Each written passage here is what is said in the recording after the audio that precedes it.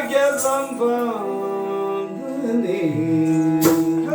ಯಾರಲ್ಲಿ ಯಾಕೆ ಎಲ್ಲಿಗೆ ಹೋಗುವೆ ಭಾಗ್ಯ ಸಂಪಾದನೆ.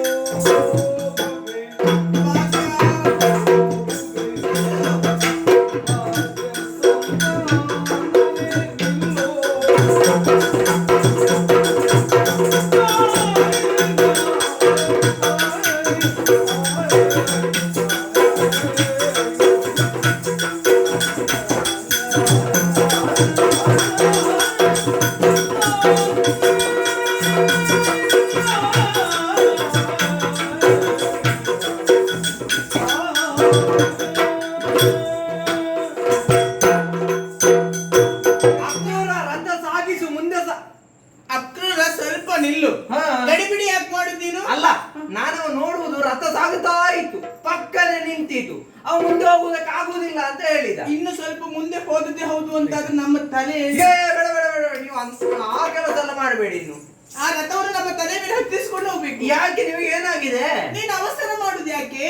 ಅವಸರವ? ಹೌದು, ನಾನು ನಿಧಾನದಲ್ಲಿ ಹೋಗ್ತಾ ಇದ್ದೆ. ಹೌದು ಕೃಷ್ಣ, ಇಲ್ಲಿವರೆಗೆ ಇಲ್ಲಿಗೆ ಹೋಗ್ಬೇಕು ಅಂತ ಇದ್ರು ಗೋಪಿಕೆಯಾದಂತ ನಮಗೆ ಕೆಲವಷ್ಟು ವಿಚಾರ ಹೇಳ್ತಾ ಇದ್ದವ. ಅಲ್ಲ, ಹೇಳದೆ ಹೊರಟ ಅಂತಾದ್ರೆ ಈಗ ಮಧ್ಯಮದಲ್ಲಿ ಒಂದು ತಡಿತೀರಿ ನೀವು. ಹೌದು, ಇವತ್ತು ಆ ಅಜ್ಜನನ್ನು ಕೂಡಿಕೊಂಡು ಅಜ್ಜ ಅಂತ ಹೇಳಬೇಡುವೆ. ಅವನ ಮುದುಕ ಎತ್ತುಗಳಲ್ಲಿ ಶ್ರೇಷ್ಠರು ಅಕ್ರೂರ. ಎದುಗಳಲ್ಲಿ ಶ್ರೇಷ್ಠವಾದಂತ ಅಕ್ರೂರನ್ನು ಕೂಡಿಕೊಂಡು ಹೊರಟಿದ್ರಲ್ಲ. ಹೌದು ಕೃಷ್ಣ, ಎಲ್ಲಿಗೆ ಹೊರಟದ್ದು? ಅಯ್ಯೋ, ಇನ್ನು ಹೋಗುದು ಬೇಡ ಅಂತ. ಯಾಕೆ? ಯಾವ್ದಾದ್ರು ಒಳ್ಳೆ ಕೆಲಸಕ್ಕೆ ಹೋಗುವಾಗ ಎಲ್ಲಿಗೆ ಅಂತ ಕೇಳುವುದಾ? ಎಲ್ಲಿಗಂತ ಕೇಳಿದ್ರೆ ಏನಾಗ್ತದೆ? ಎಲ್ಲಿಗೆ ಅಂತ ಕೇಳು, ಅದು ಅಪಶಕುನ. ಹಾ, ದೂರ ಅಂತ ಕೇಳಬೇಕು. ಎಲ್ಲಿಗೆ ದೂರ? ಅಯ್ಯೋ ಎಲ್ಲಿಗೆ ಅನ್ನೋದು ಇಲ್ಲಿಗೆ ಬಿಡು. ಹಾ, ದೂರ ದೂರ ಅಂತ ಕೇಳು. ನಾನು ಹೊರಟದ್ದು ಮಾವನ ಮನೆಗೆ. ಮಾವನ ಮನೆಗ? ನಿನಗೇನಾಯ್ತು? ನೀನ್ ಮಾವನ ಮನೆಗೆ ಹೊರಟದಲ್ವಾ? ನನ್ನ ಮಾವನ ಮನೆಗೆ ಹೊರಟದ್ದು. ಅದೇ ನನಗೆ ಬೇಸರ. ನೀನ್ ತಲೆ ತಿರುಗಿ ಬಿದ್ದದ್ದು ಯಾಕೆ? ಇಷ್ಟು ಮಂದಿ ಹೆಣ್ಮಕ್ಳು ನಾವಿದ್ದೇವೆ, ಇದ್ರ ನಿನಗೇನಾದ್ರೂ ಕಡಿಮೆ ಮಾಡಿದ್ದೇವಾ? ನೋಡೋದಕ್ ನಾವೇನ್ ಚಂದ ಇಲ್ವಾ? ನಾವ್ ಈಗ ಇಷ್ಟು ಚಂದ ಇರುವಾಗ ನಮ್ಮನ್ನೆಲ್ಲ ಬಿಟ್ಟು ನಿನ್ನ ಮಾವನ ಮನೆಗೆ ಯಾಕೆ ಹೋಗುದು ನೀನು? ಮಾವನ ಮಗಳು ಹೇಗಿದ್ದಾಳೆ ನೋಡ್ಲಿಕ್ಕೆ? ನನ್ನಷ್ಟೇ ಉದ್ದ ಇದ್ದಾಳ, ಗಿಡ್ಡ ಇದ್ದಾಳ, ತೆಳ್ಳಗಿದ್ದಾಳ, ದಪ್ಪ ಇದ್ದಾಳ, ನನ್ನಷ್ಟು ಚಂದ ಇದ್ದಾಳ, ಕಪ್ಪಗಿದ್ದಾಳ? ಮಾವನ ಮಗಳು ಹೇಗಿದ್ದಾಳೆ? ನನ್ನ ಮಾವನಿ ಮಗಳೇ ಇಲ್ಲ. ಯಾಕೆ? ಮಗಳಿದ್ರೆ ಏನಾಗ್ತದೆ? ಮಗಳಿದ್ರೆ ಹೋಗಬಾರದಾ? ಈಗ ಹೆಚ್ಚಿಗೆ ಗಂಡು ಮಕ್ಕಳು ಹೋಗುದು ಮಾವನ ಮನೆಗೆ ಮಾವನ ಮಗಳನ್ನು ನೋಡ್ಲಿಕ್ಕಲ್ವಾ? ಹೌದಾ? ನನಗೆ ಅದೆಲ್ಲ ಗೊತ್ತಿಲ್ಲಪ್ಪ. ಏನ್ ಗೊತ್ತಿಲ್ಲ? ಈಗ ಮಾವನ ಮನೆಯಲ್ಲಿ ಮಾವನನ್ನ ನೋಡೋದಕ್ಕೆ ಹೋಗುದಲ್ಲ, ಮತ್ತೆ ಮಾವನಿಗೆ ಗಂಡು ಮಕ್ಕಳಿದ್ರೆ ಮಾವನ ಮನೆಗೆ ಹೋಗಿ. ಇಲ್ಲಿವಾ? ನಿನ್ನ ಭಾವ ಎಷ್ಟು ಸಲ ಮನೆಗೆ ಬಂದಿದ್ದಾನೆ? ತುಂಬಾ ಬಾರಿ ಬಂದಿದ್ದ. ನೀನ ನೋಡುವುದಕ್ಕೆ ಬಂದದ್ದ? ನನ್ನ ಅಪ್ಪನ ನೋಡ್ಲಿಕ್ಕ?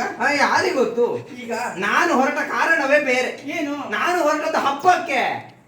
ಮಾವನ ಮನೆಯಲ್ಲಿ ಹಬ್ಬ ಉಂಟು. ಅಲ್ಲಿ ಒಳಗಡೆ ಕೋಣೆಗೆ ಹೋಗಿ ಬರುದಾ? ಯಾಕೆ? ಅಲ್ಲಿ 25 ಸೀರೆ ತೆಗೆದುಕೊಳ್ಳೋದು. 25 ಸೀರೆ ತೆಗೆದು ಹೊಸ ಸೀರೆ ಉಟ್ಕೊಳ್ಳೋದು. ಆ ಹೊಸ ಸೀರೆ ಉಟ್ಕೊಂಡು ನಾನ್ ನಿನ್ ಜೊತೆ ಹಬ್ಬಕ್ಕೆ ಬಂದು ಆ ಹಬ್ಬದಲ್ಲಿ ರಂಗೋಲಿ ಬಿಡಿಸುದು, ಹೂ ಕಟ್ಟುದು, ಅಲ್ಲಿ ಹಬ್ಬದಲ್ಲಿ ನೋಡುದು. ಅಲ್ಲ ಸ್ವಲ್ಪ ನಿಲ್ಲು. ಹಬ್ಬ ನಾಳೆ, ಬರುವ ವರ್ಷ ಅಲ್ಲ, ನಾಳೆ ಹಬ್ಬ. ನಾಳೆಗೆ ಹೋಗುದು. ನೀನು ಕೋಣೆಗೆ ಹೋಗಿ 25 ಸೀರೆ ತೆಗೆದು ಅದರಲ್ಲಿ ಒಂದನ್ನು ಆರಿಸುವಾಗ ಎಷ್ಟು ದಿವಸ ಹೋಗ್ತದೆ ಅಂತ ಯಾರಿಗೆ ಗೊತ್ತುಂಟು? ಹಾಗಾದ್ರೆ ಸೀರೆ ಬೇಡ. ಸೀರೆ ಬದಲು ಬೇರೆ ಬೇರೆ ಏನಾದ್ರು ಹಾಕೊಳ್ಳೋದು. ಈಗ ಅಲ್ಲ, ನಿಮ್ಮನ್ನು ಕರ್ಕೊಂಡು ಹೋಗುದು ಯಾರೀಗ? ನೀನು ಹಬ್ಬಕ್ಕೆ. ನಿಮ್ಮನ್ನೆಲ್ಲ ಕರ್ಕೊಂಡು ಹೋಗುದಿಲ್ಲ, ನಾವಿಬ್ಬರೇ ಹೋಗುದು. ನಾನು ಹಬ್ಬ ಅಂತ ಹೇಳಿದ್ರೆ ತುಂಬಾ ಇಷ್ಟ. ಯಾಕೆ ಹೇಳು? ಯಾಕೆ? ನನ್ನ ಹಿಂದಿನ ಕಾಲದ ಗೆಳತಿಯರೆಲ್ಲ ಹಬ್ಬಕ್ಕೆ ಬರ್ತಾರೆ. ನಾವು ಹೆಣ್ಮಕ್ಕಳೆಲ್ಲ ಜೊತೆಯಾಗಿ ಹಬ್ಬದಲ್ಲಿ ಮಾತನಾಡುದು, ಅಲ್ಲಿ ಇಲ್ಲಿ ನೋಡುದು, ಹಾಗೆ ತಿರುಗಾಡುದು. ಅವತ್ತು ಮಸಾರ ಮಾರಾಟ ಮಾಡುವಾಗ ಸಿಗ್ತಾ ಇದ್ದವರಲ್ಲಿ ಈಗ ಸಿಗ್ತಾರಾ? ಹೌದೌದು. ಅಲ್ಲಿ ಸಿಗ್ತಾರಾ? ಅವ್ರು ಸಿಕ್ಕಿದ ಮೇಲೆ ಏನ್ ಮಾತಾಡುದು? ನಾವು ಹಿಂದಿನ ಕಥೆ ಎಲ್ಲ ಮಾತಾಡುವುದಾ? ಅದಕ್ಕಾಗಿ ನೀವು ನನ್ನ ಜೊತೆಗೆ ಬರುವುದು. ನಿಮ್ಮನ್ನು ಕರ್ಕೊಂಡು ಹೋಗುದಕ್ಕೆ ಆಗುವುದೇ ಇಲ್ಲ. ಹೋಗಿದ್ರೆ ಬಾಗಿ ಹಾಕಿ ಕುಳಿತುಕೊಳ್ತೇವೆ. ಇನ್ನಿನ ಬಿಟ್ಟು ಹೋಗಿದ್ದು ಬಿಡುವುದೇ. ಬಾಲೆಯರೇ, ಬಾಲೆಯರು ಗೆಳು ಕೇಳಿ ದುಃಖಿಸಾದಿರೆ ಯತಿ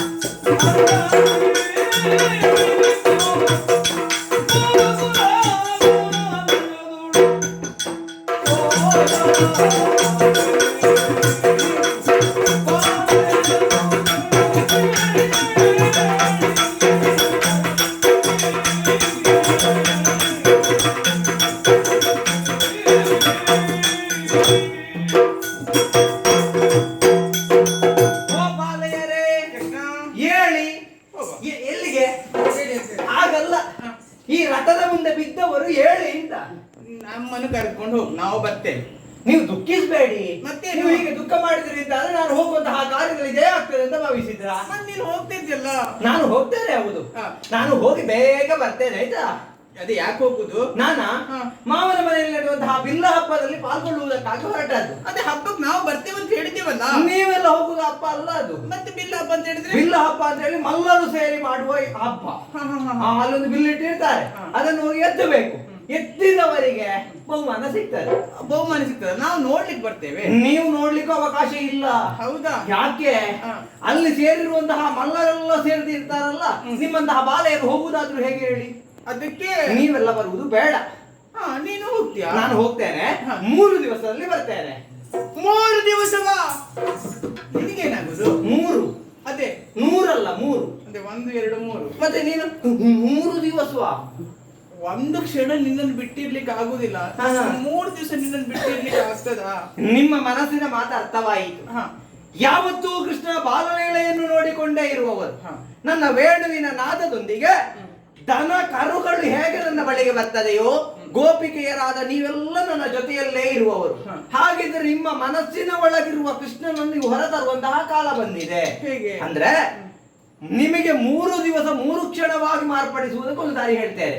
ಈಗಲೇ ಮನೆಗೆ ಹೋಗಿ ಬಾಗಿಲು ಹಾಕಿ ಮನೆ ಮಧ್ಯದಲ್ಲಿ ಕುಳಿತುಕೊಂಡ್ರೆ ಕಣ್ಣು ಮುಚ್ಚಿದ್ರೆ ಕಣ್ಣು ಮುಚ್ಚಿ ಕೃಷ್ಣ ಕೃಷ್ಣ ಅಂತ 3 ಬಾರಿ ಹೇಳಿ ಕಣ್ ತೆರೆದ್ರೆ ನಿಮ್ಮ ಮನದೊಳಗೊಬ್ಬ ಕೃಷ್ಣ ಇದ್ದಾನಲ್ಲ, ಅವ ಹೊರಗೆ ಬರ್ತಾನೆ. ಸತ್ಯ. ಮತ್ತೆ ಸತ್ಯ ಅಲ್ಲದೆ 3 ದಿವಸ ಎನ್ನುವುದು 3 ಕ್ಷಣದಲ್ಲಿ ಆಗ್ಬೇಕು. ಇನ್ನೊಂದು ಹೇಳ, ಏನು? ನೀವು 3 ಬಾರಿ ಕೃಷ್ಣ ಕೃಷ್ಣ ಅಂತ ಹೇಳುವಾಗ ಮನಸ್ಸಿನೊಳಗೆ ಕೃಷ್ಣ ಬರದೇ ಇದ್ರೆ ನೀವು ಕೃಷ್ಣನ ಆರಾಧಿಸುವುದೇ ಇಲ್ಲ ಅಂತ ಅರ್ಥ. ಒಂದ್ ವೇಳೆ ನೀನ್ ಸತ್ಯ ನೀನ್ ಬಾರದಿದ್ರೆ ಅದು ನಿನಗೆ ಬಿಟ್ಟದ್ದು. ನೀ ಹಾಗಲೇ ಹೇಳಿ ಹೋಗ್ಬಾರ್ದು. ಮತ್ತೆಂತದ್ದು? ನೀನ್ ಬಾರ್ಲಿಲ್ಲ ಅಂತ ನಾನು ಆರಾಧಿಸುದಿಲ್ಲ ಅಂತ ಭಾವಿಸುದು. ಆರಾಧಿಸ್ತಿದ್ರೆ ಕೃಷ್ಣ ಬಂದೇ ಬರ್ತಾನೆ. ಒಮ್ಮೆ ಈಗಲೂ ಪ್ರಯತ್ನ ಮಾಡುದಾ? ಇಲ್ಲಿ ಪ್ರಯತ್ನ ಮಾಡ್ತೀಯಾ? ಸ್ವಲ್ಪ ಆ ಕಡೆ ಹೋಗು. ನಾನು ಇಲ್ಲಿ ಕುಳಿತುಕೊಂಡು 3 ಬಾರಿ ಕರೀತೀನಿ. ಒಮ್ಮೆ ಒಳಗಿದ್ದು ನಿನಗೆ ನಂಬಿಕೆ ಇದ್ರೆ ಪ್ರಾರ್ಥನೆ ಮಾಡಿ. ಒಳಗಿದ್ದು ನಾನಲ್ಲ, ಒಳಗಿರುವ ಕೃಷ್ಣ. ಆದಷ್ಟು ಬೇಗ ಬರ್ಬೇಕು. ಆಯ್ತು, ನೀವು ಯಾರು ದುಃಖಿಸಬೇಡಿ. ಆದಷ್ಟು ಬೇಗ ಲೋಕ ಕಲ್ಯಾಣಾರ್ಥವಾಗಿ ಹೋಗಿ ಈಗ ಬರ್ತೇನೆ.